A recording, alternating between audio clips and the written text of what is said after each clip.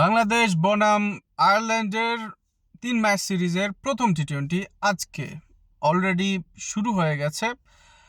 বাংলাদেশ টসে জিতে বোলিংয়ের সিদ্ধান্ত নিয়েছে। আসলে সাহস পায় নাই ব্যাটিংয়ের, কারণ বাংলাদেশ এই সিরিজটা আসলে জিততে চাচ্ছে। সো সেই হিসাবে আসলে উইকেট কন্ডিশন দেখে আসলে আগে ব্যাটিং করার জন্য যায় নাই। তবে আগে ব্যাটিং করলে হয়তো বা একটু ভালো লাগতো, যারা দর্শকরা আছে স্টেডিয়ামে গেছে খেলা দেখতে তাদের কাছে একটু উপভোগ্য মনে হতো, বেশি রান স্কোর হইতে পারতো। তবে স্কটল্যান্ড আন্ডারডগ বাংলাদেশের বিপক্ষে আমরা সবাই জানি। তবে হ্যাঁ, এটাও ছাড় না, টি-20 ক্রিকেট আসলে যে ভালো করবে সেই জিতবে।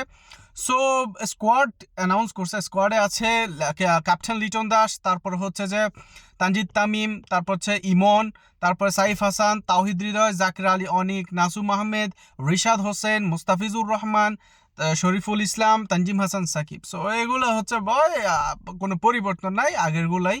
সো এটা হচ্ছে স্কোয়াড। এখন দেখা যাক আসলে আয়ারল্যান্ডকে কত রানে আটকায়। বাট আমি বলবো আয়ারল্যান্ড ভাই, তোরা পিটাইয়া 200 রানে নিয়ে যা ভাই। মানে স্কোর ছাড়া আসলে টি-20 ক্রিকেট আসলে মজা লাগে না। সো আমি চাই আয়ারল্যান্ড দুমায় বাংলাদেশি বোলারদেরকে পিটো, রান 160-70 হলে একটু জমজমাট হবে, ভাল লাগবে। সো দেখা যাক আসলে আয়ারল্যান্ড কত রানে বাংলাদেশকে টার্গেট দিতে পারে।